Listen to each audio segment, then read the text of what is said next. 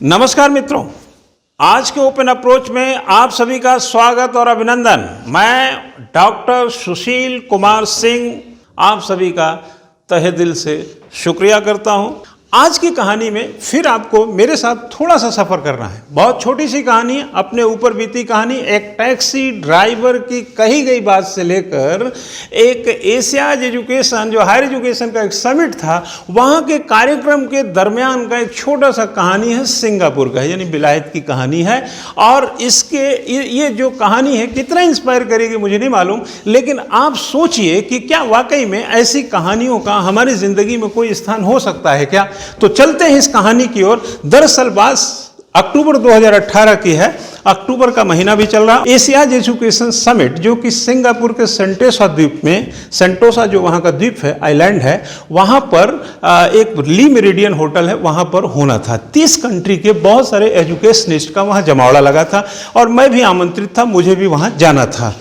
मैं जब Singapore airport पे उतरा, वहाँ से टैक्सी लिया और मुझे डी लॉज जाना था। डी लॉज एक होटल जैसा है, होटल ही है, बहुत बड़ा होटल है। वो लेने में तो लग रहा है कि जैसे कोई हॉस्टल होगा, बट वो बहुत बड़ा होटल था। तो वहाँ मेरी रहने की व्यवस्था थी। टैक्सी वाला जब मेरे को टैक्सी में मैं उसके साथ चला, एक ट्रैफिक पे जहाँ रेड सिग्नल था, वहाँ पर वो टैक्सी रुक गया। जाहिर रुकेगा। और मेरा ध्यान गया कि टैक्सी वाला रुका तो है, बट उसका मीटर चल रहा है। और आपको मैं बता दूं, अभी तो मुझे नहीं मालूम, लेकिन उस समय 53 रुपया जो इंडिया का होता था, उसका सिंगापुर का $1 होता था। तो थोड़ा सा मुझे लगा कि भाई टैक्सी जब रुकी हुई है तो मीटर क्यों चल रहा है। खटाखट थोड़ी देर में वो मीटर चलता रहा जब तक वो टैक्सी रुकी रही। ये ट्रैफिक खुलेगा, फिर इधर वाला जाएगा, फिर उधर वाला जाएगा, फिर इसकी बारी आएगी। तो ऐसे में कुछ जो 2-3 मिनट का समय लगा, उसमें काफ़ी मीटर जो चलता था उससे पैसा बन रहा था। तो मैं सोचा ऐसा कैसे हो रहा है। मैं मेरे दिमाग में ये हमेशा था कि जब टैक्सी रुकी है, जब यात्रा नहीं कर रहे हैं तो मीटर भी रुका होगा। मुझे ऐसा लगता है कि शायद हम अपने यहाँ तो ऐसे ही समझते हैं।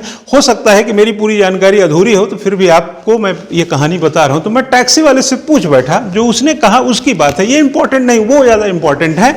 मैंने टैक्सी वाले से कहा, क्या कहा, मैंने कहा कि भाई, जब अंग्रेजी में उसको बोला, हिंदी में मैं बोल रहा हूँ, कि जब मैंने बोला कि उसको कि भाई जब टैक्सी रुकी है तो मीटर क्यों चल रहा है, जानते हैं उसने क्या बोला?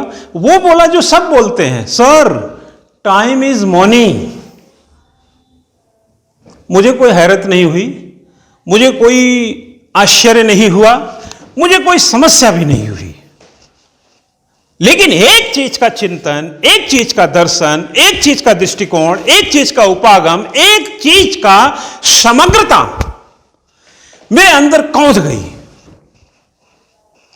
कि ये व्यक्ति, ईंधन जले ना जले, टैक्सी बंद है या चल नहीं रही है मतलब, और मीटर चल रहा है, यह व्यक्ति कह रहा है टाइम इज मनी। वो टैक्सी पे तो टाइम दे ही रहा है, चाहे चल रही हो या ना चल रही हो, तो उसके होने का पेमेंट तो बनता है। लेकिन क्या हम इस चीज के आदती हैं? दिन भर किसी को बैठा लें और उसको एक भी काम ना दें तो शाम को कहते हैं तुमने किया क्या जो तुमको पैसा दें। Time is money. डी लॉज छोड़ा, मैंने उसको पेमेंट किया, रात भर रहा। सुबह अर्ली मॉर्निंग 9 o'clock मुझे ली मेरिडियन पहुंचना था। मैं उस हिसाब से निकला और वहां पर पहुंच गया। कार्यक्रम 9 बजे शुरू हुआ। कोई इंडोनेशिया के, जापान के, मलेशिया के, ताइवान के, फिलीपींस के, तमाम तरीके के लोग वहाँ, सिंगापुर वगैरह के सब लोगों से भेंट मुलाकात, विजिटिंग कार्ड एक्सचेंज करना, बदलना, बैठना, मुस्कुराना, हंसना, चाय पीना, कॉफ़ी पीना, सब चल रहा था। कार्यक्रम भी चल रहा था, बोलने का भी था, मेरा अवार्ड भी मिला था। मैं यहाँ पर एक हमारे साथी जो इंडिया के थे, हमारी उनकी दिल्ली में मुलाकात हुई थी। वो ग्रुप ऑफ इंस्टीट्यूशंस, यानी कि बहुत सारे कॉलेजेस के जो ग्रुप हैं, मेरी 5-6 कॉलेज हैं उनके चेयरमैन थे। और वो एक दिल्ली के कार्यक्रम हमारी उनकी भेंट हुई थी, सिंगापुर में भी आए थे। मैंने उनको देखा, हेलो प्लीज़, तो वो आकर बैठे और फिर वो मुझसे उन्होंने पूछा कि प्रोग्राम कितने बजे शुरू हुआ। मैंने कहा सर प्रोग्राम तो 9 बजे शुरू हुआ, कार्ड में कितना लिखा था? बोले 9 o'clock। अरे बोले मैं तो सोचा जैसे इंडिया में 9 बजे लिखते हैं, 9, 10, 12, 11, 10-11 बजे शुरू करते हैं, वैसे ही होगा। नहीं तो मैं तो इसी होटल में ही ठहरा हूँ, मेरी व्यवस्था तो ली मेरिडियन में है, यही तो हूँ मैं। बाद में प्रोग्राम के बाद मैं उस होटल में भी गया, लेकिन मैं यहां यह कहना चाह रहा हूं गलती उनकी भी नहीं है। गलती यह है कि जब हमारे यहां प्रोग्राम होता है तो 9 का मतलब अगर लोग 10 साढ़े 10 समझते हैं तो कैसे गलती? क्या हम टाइम के पंक्चुअल हैं? टीचर क्लास में पंक्चुअल नहीं है, स्टूडेंट क्लास में पंक्चुअल नहीं है, मिनिस्टर प्लेटफॉर्म पे पंक्चुअल नहीं है, प्रोग्राम में पंक्चुअल नहीं है, अधिकारी का लेट आना है, दफ्तर में जाइए टाइम से लोग आए नहीं होते हैं, मरीज बाहर पड़ा है, डॉक्टर नहीं आए हुए होते हैं। हमारे इंडिया में क्या टाइम को लेकर के इतना ज्यादा पेशेंस, पैशन और इतना डिवोशन है? नहीं है, नहीं है। जब नहीं है तो हम बाहर जाते हैं तो जानते तो सब हैं, लेकिन जब वहां देखते हैं तो अखर जाता है। एक टैक्सी वाला जब कहता है time is money, never taxi चल रही है कि नहीं चल रही, मैं टैक्सी में हूं, ईंधन खर्च हो ना हो टैक्सी में हूं, इसलिए पेमेंट बनता है। मैं कभी कभी क्लास में स्टूडेंट को बोलता हूं कि तुमको जो मैं पढ़ाता हूं तुम मेरी पढ़ाई का फीस नहीं देते, मैं तुमको जो टाइम देता हूं उसकी फीस देते हो। शिक्षा नहीं बिकती। लेकिन कितने लोग ये समझते हैं? जैसे उस टैक्सी वाले ने टाइम इज मनी बोला, कितने लोग समझते हैं? मैं आपको उदाहरण देता हूं। 1911 साइंटिफिक मैनेजमेंट की जो किताब लिखे F.W. टेलर, जिनको वैज्ञानिक प्रबंध का जन्मदाता कहा जाता है, उन्होंने कहा यूनिट वाइज प्रोडक्शन, अगर प्रोडक्शन नहीं तो पैसा नहीं। तो कई लोग दिन भर ऐसे बैठे हैं, प्रोडक्शन नहीं तो पैसा नहीं। लेकिन बाद में उनके सहयोगियों ने एक मिनिमम बेस दिया कि नहीं, उसका टाइम तो दे रहा है वो साइंटिफिक मैनेजमेंट के F.W. टेलर व्यक्ति कितना उत्पादन कर सकता है वो कभी बताया ही नहीं। 10 यूनिट किया और कर सकते हो, 12 यूनिट किया और कर सकते हो, 14 यूनिट किया और कर सकते हो, लेकिन कितना कर सकते हो नहीं बताया उन्होंने। 59 साल की उम्र में उनका देहांत हुआ 1915 में, और जबकि 1856 में उनकी पैदाइश है अमेरिका की फिलाडेल्फिया में।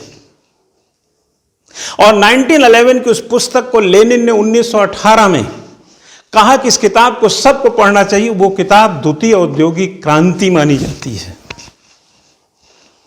उन्होंने देखा था कि कैसे एक लेबर एक फावड़े से अगर ऐसे कोयला उठाता है, अगर उसका फावड़ा छोटा है तो कितनी देर में कितनी बार झुकेगा। एक मानक रखा कि उसका झुकने का कम कर दिया जाए, कम टाइम लगे झुकने का, हत्था बड़ा करो, फावड़ा चौड़ा करो। कहां लोग करते हैं, कहां सुनते हैं। 39 साल की उम्र में विवेकानंद जी चले गए, 23 साल की उम्र में भगत सिंह शहीद हो गए। लोगों को 100 साल चाहिए।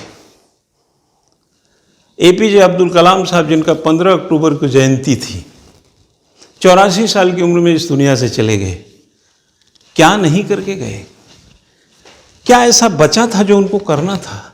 हां, होते तो कुछ नई चीज जरूर खोज दिए होते। समय का क्या मूल्य है हमें सीखना पड़ेगा। टाइम का क्या मूल्य है हमें सीखना पड़ेगा। टाइम का मूल्य पता चलेगा तो लाइफ का मूल्य पता चलेगा। टाइम एंड लाइफ मैनेजमेंट हमारी लाइफ में क्या है? नहीं है, है तो कम है, और कम इतना है कि हम उसको और इवैल्यूएशन में कहीं ना कहीं किनारे रख दिए हैं। एक बार इस स्पीच के बाद, इस कार्यक्रम के बाद, ये छोटा सा स्पीच था, मैं इसको समाप्त कर रहा हूं। इस कार्यक्रम के बाद एक बार अपने जहन में, अपने दिमाग में वो प्रतियोगी, वो विद्यार्थी, वो लेट लतीफ लोग जो लेट समझने का मतलब वीआईपी समझते हैं, उनके लिए ये सबक है कि लेट होना मतलब सिर्फ अपना नहीं, देश का भी नुकसान करना है। लेट होना कईयों का करियर बर्बाद करना है। देर करना अपनी जिंदगी के लिए भारी पड़ना है। हमें टाइम को मैनेज करना है। Time is money. मनी इसलिए क्योंकि money that is very important, और उस मनी को लेकर के लोग घूमते रहते, उस मनी के चकाचौंध में 2-4 रोज होते रहते हैं। इसलिए टाइम एक मनी, उसकी वैल्यू बताई गई। लेकिन लेट करने वाले कितने करोड़ का घाटा कर रहे हैं अपनी जिंदगी के साथ, दूसरों के साथ, समाज के साथ, देश के साथ, प्रदेश के साथ। क्या पता भी है उनको? नहीं पता है, नहीं पता है। It is a more worthwhile in life. It is a more worthwhile in life to make pleasure of duty than duty of pleasure. 3 idiot में सुने होंगे कि काम में मजा लेना चाहिए, जो काम करो जिसमें मजा आता है। जीवन में आनंद को कर्तव्य बनाने की अपेक्षा कर्तव्य को आनंद बनाना महत्वपूर्ण है, ये F.W. टेलर ने कहा था। टाइम से रहिए, जीवन का आनंद बढ़ जाएगा। जीवन का आनंद बढ़ जाएगा तो लाइफ का तो फिर पूछिए मत।